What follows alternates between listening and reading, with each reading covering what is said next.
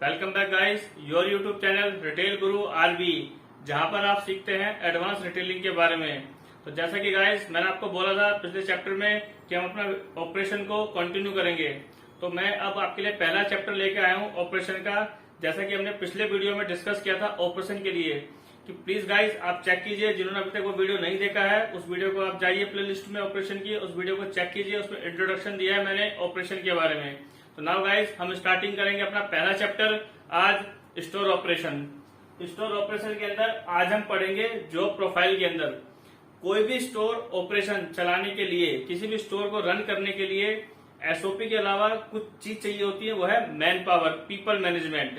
तो वो जो पीपल है उनको different different job profile assign किया जाता है।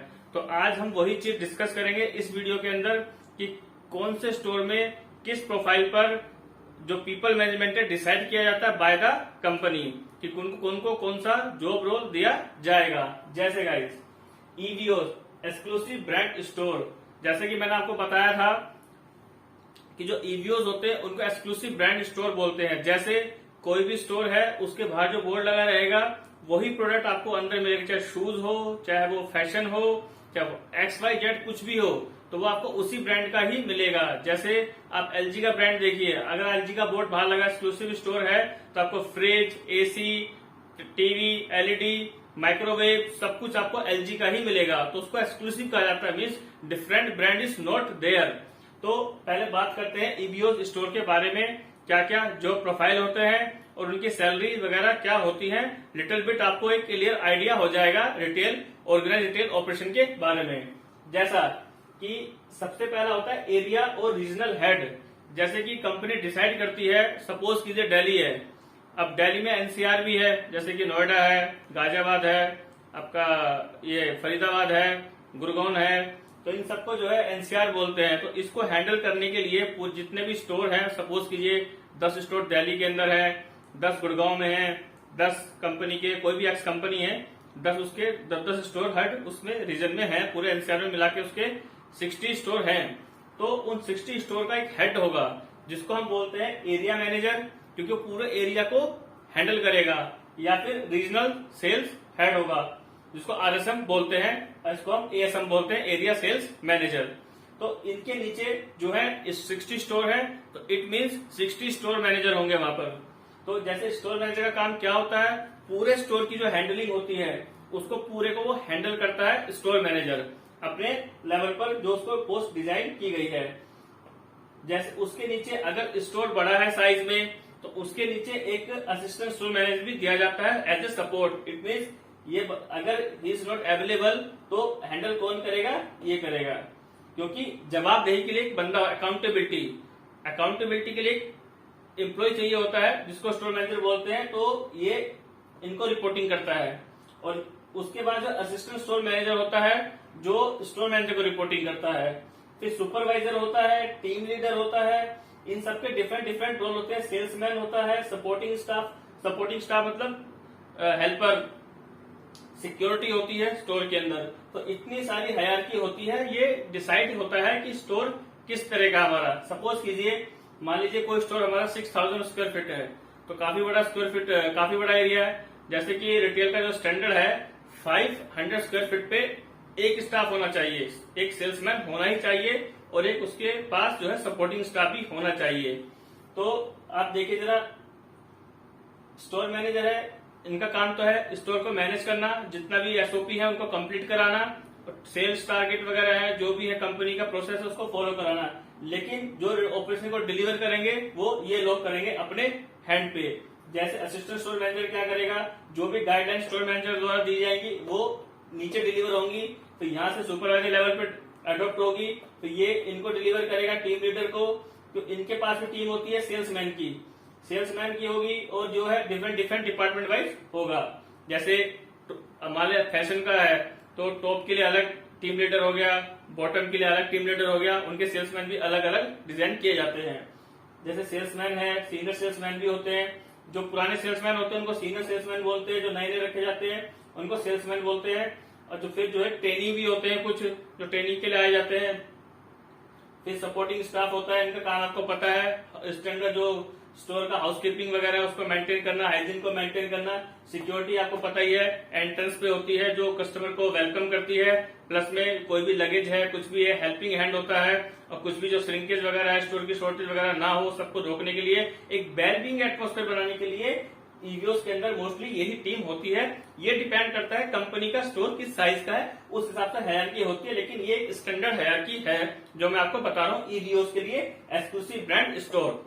तो आप देखते हैं, बात करते हैं अपने एमबीओ, सुपर हाइपर मार्केट और डिपार्टमेंटल स्टोर के बारे में। एमबीओ का मतलब होता है मल्टी ब्रांड ऑर्गेनाइजेशन। जैसे मैं एग्जांपल देता हूं आपको बाटा का, बाहर बाटा लिखा हुआ है लेकिन अंदर सारे शूज हैं, लेकिन वो डिफरेंट डिफरेंट ब्रांड के हैं। जैसे पावर है उसके पास, ठीक, न्यूट्रलाइजर है, हस्पपीज है, और भी कई ब्रांड है उसके पास। तो वो क्या मल्टी ब्रांड हो गए, उसको एमबीओ कहा जाएगा, ठीक, क्योंकि प्रोडक्ट लाइन एक नहीं है। वो बाय बाटा है लेकिन न्यूट्रलाइजर अलग ब्रांड है, वो अलग, स्पोर्ट्स में पावर अलग ब्रांड है, तो उसको एमबीओ बोलेंगे, ठीक।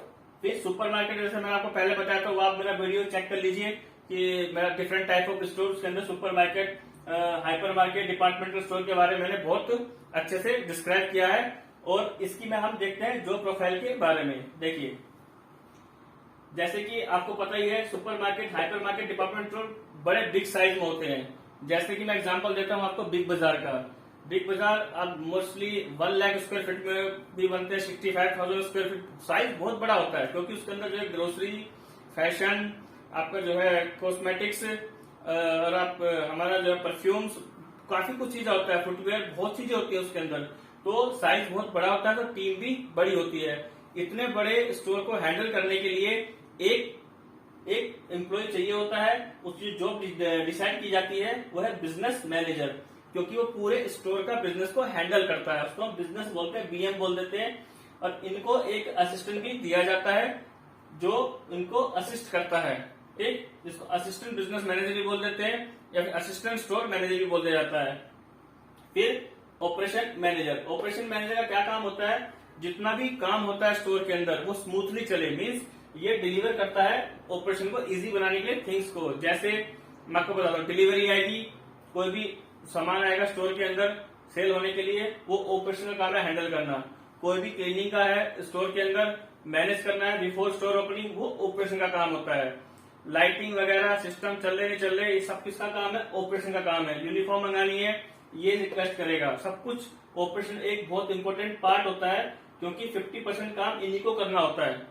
पूरी चीजें अवेलेबिलिटी जो होती है वो देनी होती है नीचे वाले स्टाफ को डिलीवर करने के लिए और ऊपर को। इसकी जो डिपार्टमेंटल मैनेजर होते हैं, जैसे मैंने आपको बिग बाजार का एग्जांपल दिया, उसमें फूड है, फूड के अंदर जैसे कि आप लगा लो ग्रोसरी है तो उसमें लगा लो आप, जैसे कोल्ड ड्रिंक्स है, बेवरेज का अलग ही डिपार्टमेंट कोल्ड ड्रिंक आ गया, मिल्क आ गया, सब कुछ आ गया, उसका एक अलग डिपार्टमेंट मैनेजर होगा। फैशन है जैसे क्लोथिंग का पूरा, उसका एक अलग से डिपार्टमेंट मैनेजर होगा। शूज है, उसमें डिफरेंट डिफरेंट ब्रांड होते हैं, जैसे कि काउंटर बने होते हैं। अभी गुजरात आप गए होंगे तो कि जैसे उसमें आपको प्यूमा का अलग एक काउंटर लगा हुआ है, उसमें एक अलग काउंटर लगा हुआ है, उसका हस्कोपीस का किसी का अलग है, तो नाइकी का है, तो उसके अंदर क्या होता है, उसका डिपार्टमेंट हेड एक होगा। तो ऐसे ही फिर एक सुपरवाइजर होता है डिपार्टमेंट मैनेजर के नीचे, कि क्योंकि इनको वो बहुत काम होता है कि उन ब्रांड की जो है रिपोर्टिंग, टारगेट, सेल्स, स्टाफिंग सब कुछ करनी होती है। इसकी सुपरवाइजर होता है कि उनको सुपरवाइज करने के लिए कि काम स्मूथ चल रहा है या नहीं चल रहा है। और फिर इसके नीचे सेल्समैन होते हैं, सीनियर सेल्स एसोसिएट होते हैं, ट्रेनी होते हैं, और फिर सपोर्ट स्टाफ होता है जो कि प्रोवाइड कराता है पीछे सपोर्ट वगैरह, जैसे क्लीनिंग वगैरह है, अरेंजमेंट ऑफ स्टॉक है, बैक स्टोर अरेंजमेंट है, क्लीनिंग है, बहुत चीजें होती है, सपोर्ट स्टाफ का काम होता है। फिर सिक्योरिटी आपको पता ही है कि वो चेकिंग के लिए होती है, एंट्रेंस में वेलकमिंग हैंड होता है कस्टमर के लिए। तो गाइस, ये एक स्टोर की हायरार्की होती है, ये एबीओस की होती है और ये एमबीओस की होती है। तो ये मैं पहला आपको जो प्रोफाइल बता रहा हूँ, आप देखेंगे सैलरी की हम बात करते हैं तो उसके अंदर ईवीओस के अंदर जो है ये ब्रांड टू ब्रांड वेरी करता है, आपका ब्रांड किस लेवल का है। जैसे अगर इंटरनेशनल ब्रांड है तो 1 लाख की सैलरी दे देते हैं स्टोर मैनेजर को, 70,000 भी दे देते हैं, 60,000, अकॉर्डिंग टू एक्सपीरियंस, क्वालिटी, उसके बेस पे सैलरी मिलती है। प्लस असिस्टेंट स्टोर मैनेजर तो ज्यादा फर्क नहीं होता है, 20-30% का ही फर्क होता है इसमें। तो सुपरवाइजर में इनमें 50, जैसे कि आपका 25,000, 30,000, ये ब्रांड टू ब्रांड वेरी करता है। फिर टीम लीडर होते हैं, इसमें भी आपको सैलरी ऐसी होता है 15,000, 20,000, 25,000 ऐसी होती है। सेल्समैन की सैलरी भी ऐसी होती है 15,000, 16,000 इसी लेवल की होती है। यहाँ से लेके यहाँ तक इन दोनों की सैलरी का थोड़ा सा सेम होता है। इनमें कुछ 20% का फर्क डिफरेंस होता है, ज्यादा नहीं होता है। फिर सपोर्टिंग, आपको इनका पता ही है जो स्टेट का वेज रेट होता है, जो वेजेस गवर्नमेंट डिसाइड करती है, मोस्टली तो यही दिया जाता है इनको। मोस्टली सपोर्टिंग स्टाफ जो है थर्ड पार्टी के थ्रू ज्वाइन किया जाता है, क्योंकि इनका वो आज आए कल नहीं आए तो जो सोर्स है, जो ऑपरेशन है वो रुके ना, इसलिए थर्ड पार्टी से ही हायरिंग होती है। मोस्टली इनकी सिक्योरिटी की भी थर्ड पार्टी से ही होती है हायरिंग, क्योंकि मैनेज करना बड़ा डिफिकल्ट हो जाता है। तो सैलरी कम होती है तो लोग जो है नई अपॉर्चुनिटी मिली तो जल्दी से अपना जो है स्विच कर जाते हैं।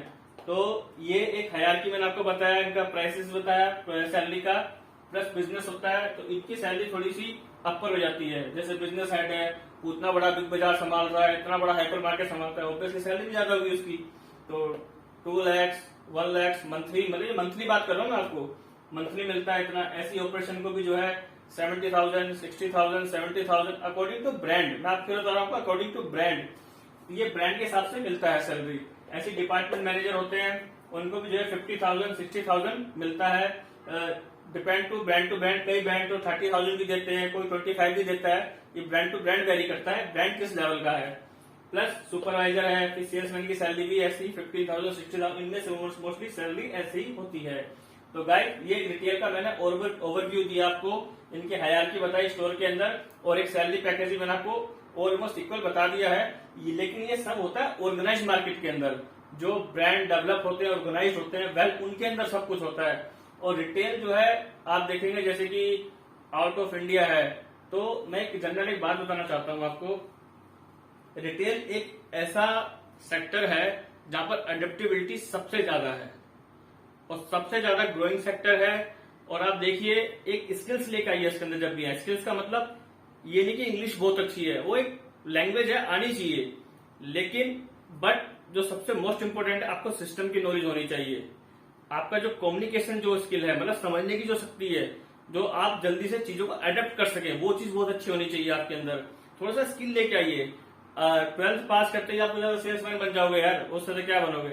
लेकिन थोड़ा ग्रो करने के लिए क्या आपका जो एजुकेशन लेवल थोड़ा सा बढ़ा, ग्रेजुएट है आप जो है थोड़ा सा डिप्लोमा ले लीजिए, ग्रेजुएशन के बाद में थोड़ा सा कुछ जैसे रिटेल का डिप्लोमा होता है या मार्केटिंग का डिप्लोमा होता है। और इसके अंदर देखिए आप इतना कुछ देखिए, एक स्टोर कितना जॉब दे रहा है व्यूज, मतलब 6 से 7 एम्प्लॉय को जॉब दे रहा है। प्लस ऐसे ही इतना ये डिपार्टमेंट मैनेजर, तो समझो आप इंडिया के अंदर कम से कम डिपार्टमेंटल जो हाइपर मार्केट है, सुपर कम से कम 100-200 एम्प्लॉय को एक डिपार्टमेंटल स्टोर जो है जॉब देता है। आप सोचिए फैक्ट्री नहीं दे पाती, और वो भी एक एसी लगा हुआ है, स्टैंडर्ड है, बहुत हाई लेवल का स्टैंडर्ड मेंटेन करते हैं लोग जो है। इनको बहुत ज्यादा जो है एकदम स्टैंडर्ड मेंटेन कराती है, क्योंकि ब्रांड वैल्यू जो है दिखानी होती है। कुछ भी नया फैशन आएगा सबसे पहले इन पे ट्राई होता है एम्प्लॉइयों के ऊपर। कुछ भी नई चीज आएगी, यूनिफॉर्म आएगी, तो वो भी जो है ब्रांड की ही उनको मिलती है। तो बहुत एक अच्छी जॉब है, एक अच्छी अपॉर्चुनिटी है। और आप अगर कोई स्किल लेके आएंगे तो definitely you have a number of chances that you will grow as soon as possible and in this sector. और आप देखिए इसके बाद जो है इन सबकी रिपोर्टिंग जो है बिजनेस मैनेजर रिपोर्टिंग होती है टेरिटरी हेड को, या फिर जोन हेड होगा, उसको डिपेंड करता है स्टोर कितने हैं। अगर मान लो पूरी टेरिटरी में ही, मान लीजिए पूरे एक हरियाणा की टेरिटरी है, तो उसके अंदर ही मान लो 10 स्टोर है, तो एक वो डिपेंड करता है कंपनी के हिसाब से हायरिंग टेरिटरी हेड लगती है, फिर एरिया हेड लगती है। तो ये डिपेंड करता है इस चीज के ऊपर। तो आप देखिए जरा एक ओवरव्यू दिया है मैंने आपको जो प्रोफाइल के ऊपर, और आप देखिए आपको बहुत कुछ सीखने को मिलेगा। रिटेल के अंदर आप अपडेट रहते हैं, कुछ भी नया आता है, फैशन है, कुछ भी है, उस चीज से आप अपडेट रहेंगे। और आपको जो मार्केटिंग की, कल को जाके आप जो अपनी शॉप भी खोल सकते हैं, आप बिजनेस इतना कुछ सीख जाते हैं। तो गाइस ये एक ओवरव्यू था स्टोर ऑपरेशन के बारे में, ये पहला चैप्टर था। मैंने आपसे कहा था 30 चैप्टर में आपके लिए लेके आऊंगा, और जैसे जैसे हम आगे बढ़ेंगे रिटेल के बारे में और कुछ सीखेंगे अच्छे से, और कंसेप्ट क्लियर हो जाएंगे। जितना डीपली मैं आपको पढ़ा रहा हूं, मैं गारंटी देता हूं कोई रिटेल इंस्टीट्यूट कोई नहीं पढ़ाएगा आपको इतना डीपली।